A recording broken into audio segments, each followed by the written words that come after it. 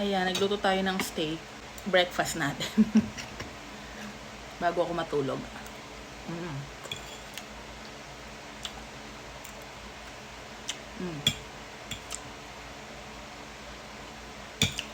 Sakto lang yung size niya. Kasi sa SNR na steak, yung apatan yung laman.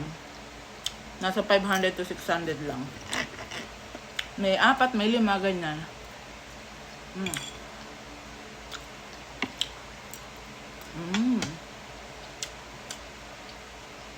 Tapos, mixed veggies.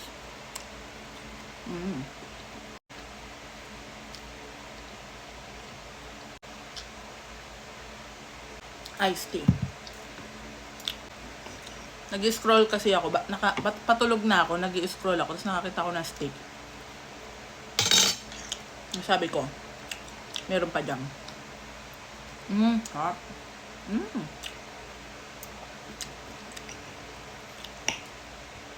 Basta lutuin nyo lang sa 2 minutes each side.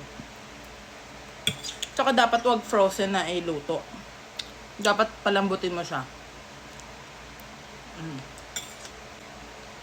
Sarap.